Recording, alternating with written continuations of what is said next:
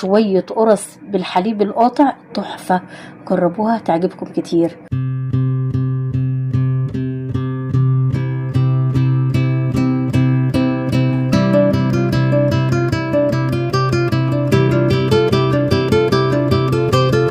بسم الله الرحمن الرحيم. اللهم صل على سيدنا محمد وآل سيدنا محمد. يا مساء الخير او صباح السعادة والهنا والسرور على كل حبايبي داخل مصر وخارج مصر. اهلا بكم في فيديو جديد.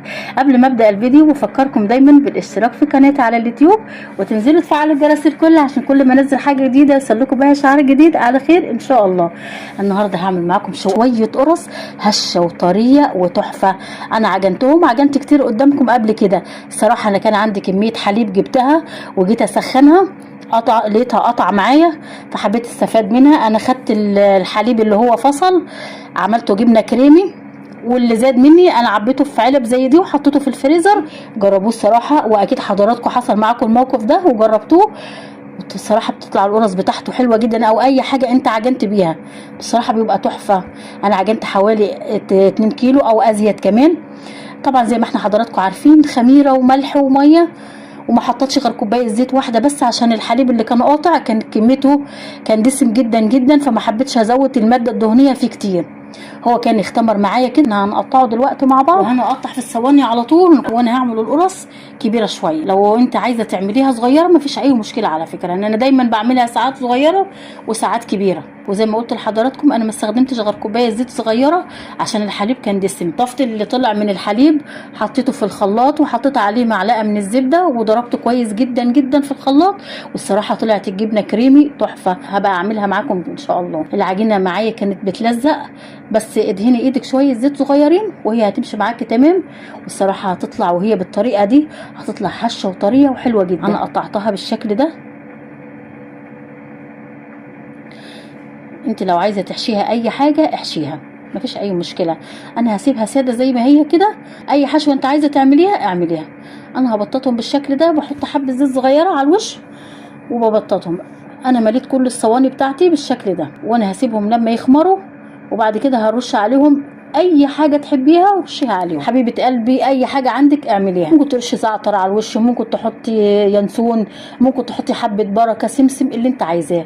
اللهم صل على سيدنا محمد. اخواتي وحبايبي يسعد قلوبنا وقلوبكم بالصلاه على سيدنا محمد وآل سيدنا محمد. عندي كده القرص اختمرت بالشكل ده. انا دوبت شويه ميه بسكر وهدهن بيهم الوش كمان عشان يساعدني اكتر ان يلزق حبه البركه او اي شيء انت هتحطيه على الوش من فوق. او عايزه تحطي حليب مفيش اي مشكله، وعايزه تدخليها من غير اي حاجه خالص ولا هيحصل اي حاجه.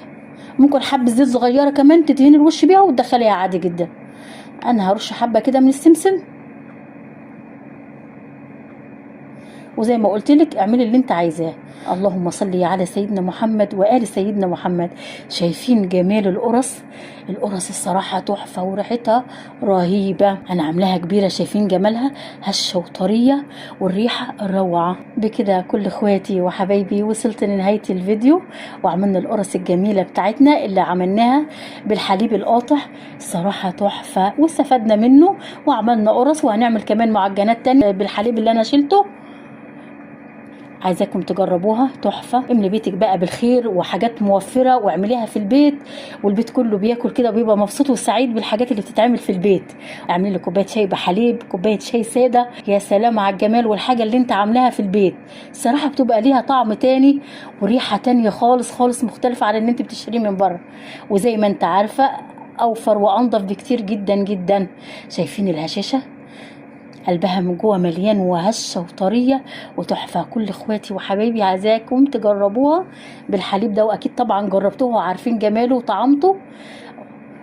ما تنسونيش بقى بلايك حلو للفيديو بعد ما تشوفوا الطريقه الحلوه دي للقرص، وتقولوا لي ايه رايكم فيها. ما تنسوش تعملوا لي تعليق حلو وتحطوا لي لايك للفيديو، وتشرفوني دايما دايما بالاشتراك في القناه. الف هنا وشفا. السلام عليكم ورحمه الله وبركاته. نتقابل في فيديو جديد على خير ان شاء الله.